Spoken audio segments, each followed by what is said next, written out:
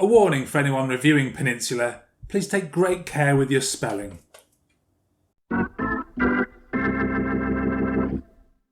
Welcome back to Game Over Movie Reviews. My name's Peter and we have another first for the channel today, my first triple bill video review.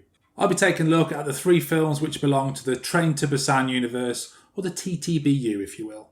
I'll review these films in the storyline's chronological order, starting with Seoul Station, then Train to Busan, then Peninsula, and I'll include chapter markers below if you wish to skip ahead, but don't do that, watch it all. First up is Seoul Station. During a zombie outbreak in downtown Seoul, several groups of people try to survive the ensuing chaos. This, just like all the three films in this series, was written and directed by Sang-ho Yeon. It was released in 2016, 1 month after Train to Busan, and is a prequel to that film, set just one day before those events. And just to complicate things, I watched Train to Busan first, then Peninsula, then Seoul Station. I hope all that's clear to at least one person. Seoul Station, good stuff. You will, I'm sure, have noticed that Seoul Station is an animated film. Train to Busan was actually Yeon's first live-action film, and he'd made a couple of animated films before Seoul Station. I do like the idea of an animated film prequel to a live-action hit. Has that ever happened before? Anyone? Seoul Station deals with a couple of themes which are prevalent throughout this series, most noticeably absent fathers and the battle of the classes. This latter theme of how society perceives the poor and the rich seems very common in Korean cinema at the moment. These themes force the characters in this film not to be your standard protagonist and antagonist. We have a prostitute, a homeless man, and a pimp amongst the main characters, and I like that the film takes a slice of society and just throws them all together in this chaos. The animation in Seoul Station is okay, more on that later, but there are some really good scenes where it goes into a kind of first-person mode and the characters see around corners in corridors. They're sparingly used and genuinely really effective. And I really like the last 10 minutes of this film. It went somewhere I totally didn't expect, though that also comes with its own set of issues. So to the stuff I didn't like. Not enough is made of these characters. Their goals and motivations are essentially to survive and find each other. They don't really grow or change as characters throughout the film, and it became particularly difficult to root for them. I just didn't really care about them. A shared aspect throughout these three films is they all have prolonged scenes of crying. And each of these scenes in each of these films affects the viewer in different ways, or at least it did for me.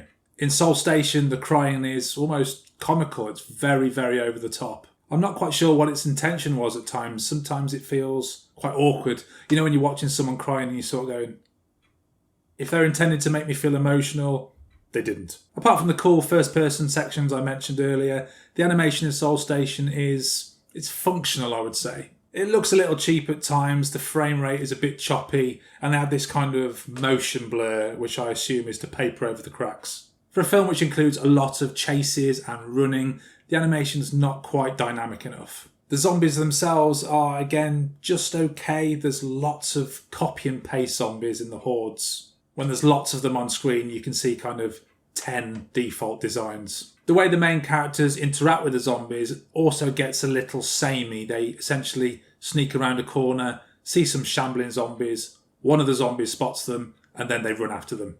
And this is repeated 4 or 5 times throughout the film. Finally, though I like the last 10 minutes, there's a real strange tonal shift which goes very dark very quickly, and it doesn't really fit with what came before. So I wasn't a great fan of Seoul Station. The characters aren't particularly interesting, engaging, or sympathetic. The animation is functional, and the film is lacking in scares and tension, and though it has an interesting final 10 minutes, they're jarringly inconsistent with the tone of the rest of the film. My score for Seoul Station is 4 out of 10.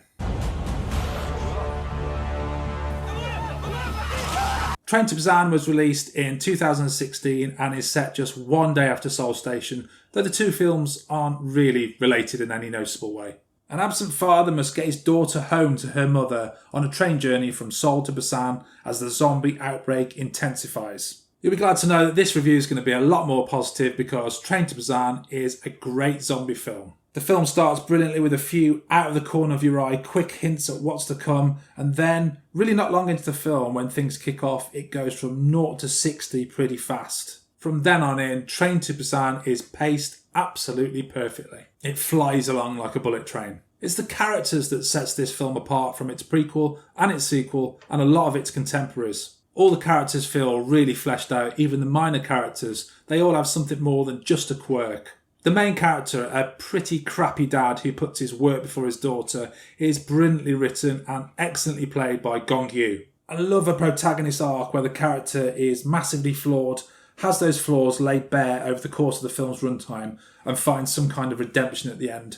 When done right, I find that very satisfying, and here it's excellent. All the acting is superb. Gong-yoo as the dad, Ma Dong-seok as the tough and wisecracking father-to-be are both great, but special credit has to go to Soo-an Kim as the daughter, Soo-an. Her range of emotion, her heart-wrenching cries and puppy dog eyes will get you every time. There are moments where I especially felt the emotion as a father to a similarly aged daughter.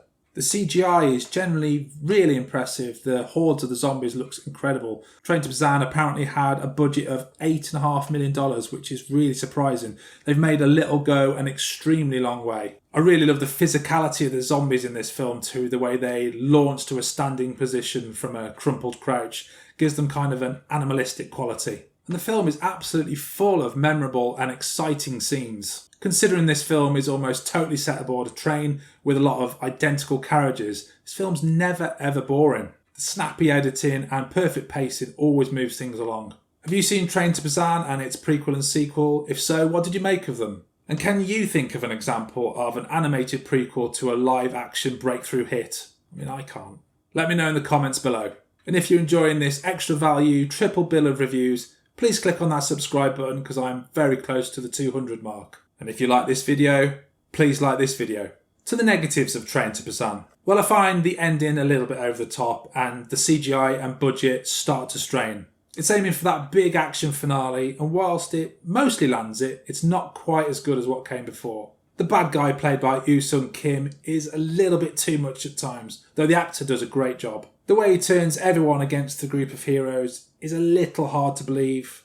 And he does stuff which is so horrible, there isn't any way to create a recompense for the character that is truly satisfying. Train to Busan is a great zombie film, probably one of the best of the last 10 years. The pacing is perfect, the cast are all excellent, and the characters all feel real, believable and memorable. And I doubt you'll find another film that stretches such a small budget so effectively. My score for Train to Busan is 8.5 out of 10.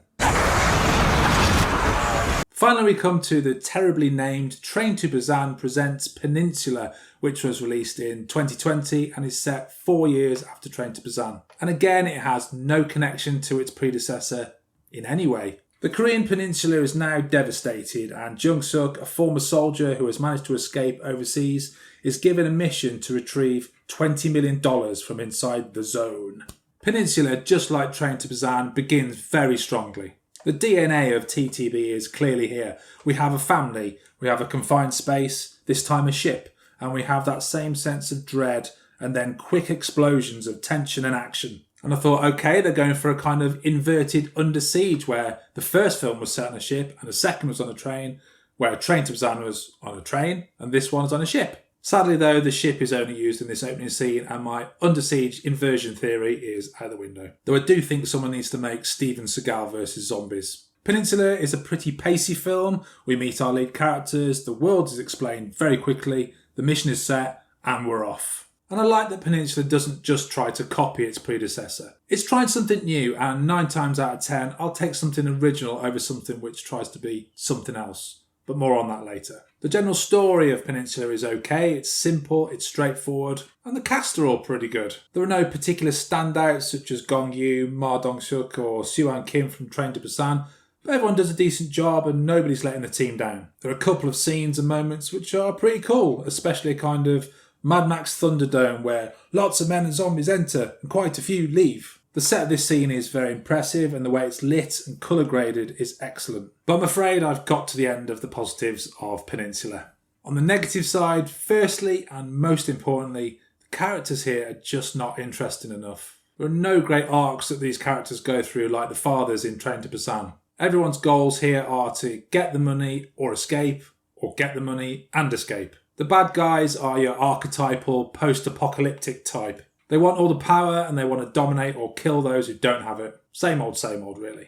Because of all this, I found it very hard to get engaged or invested in any of the action sequences. I was never really rooting for the heroes or booing at the baddies. Seoul Station had its over-the-top comical crying, Train to Busan had its heart-wrenching emotional crying, and Peninsula has its long, drawn-out and actually quite grating crying. You got to make us care for your characters before you try and pull on the heartstrings. Someone crying a lot doesn't mean a great deal if you don't have a connection to that character or don't feel anything for them. Peninsula has some really poor immersion breaking CGI, and some of it is absolutely awful. Some of the car chases are entirely done in CGI, and the physics and the weight of the cars just feels off, light and floaty as if it's a cartoon. Or perhaps more like a cutscene from a video game, though I've seen better effects in cutscenes. This film had near double the budget of Train to Busan, and where TTB stretched that budget to absolute breaking point, Peninsula wastes and squanders it constantly through poor decisions and design choices. A decision was obviously made quite early about Peninsula that it was going to be an action heist movie and not a zombie movie. There are a lot of car chases in this film, and some of them are really long and quite dull. I think if I was invested in the characters, the car chases would still be too long. And if you're making a car chase action conclusion to your film, don't do it all on one long straight road. It's boring as hell. Only Mad Max Fury Road really got away with that, and this is not Fury Road. I did say I appreciated Peninsula for not just copying Train to Busan, and that is commendable in a way, but sadly the film does copy lots from other films such as Mad Max, Fast and the Furious, and Escape from New York, but never once getting close to improving on these films. Train to Busan Presents Peninsula was a massive disappointment for me. As you've just heard, I really liked Train to Busan, and I'd lowered my expectations for Peninsula after hearing some negative early reviews,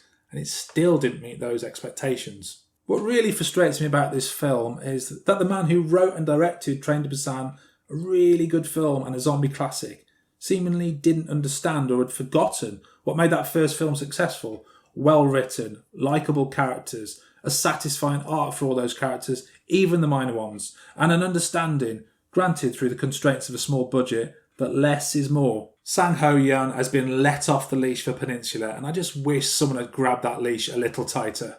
My score for Train to Busan Presents Peninsula is 5 out of 10. Thanks for watching. Game over, man. It's game over.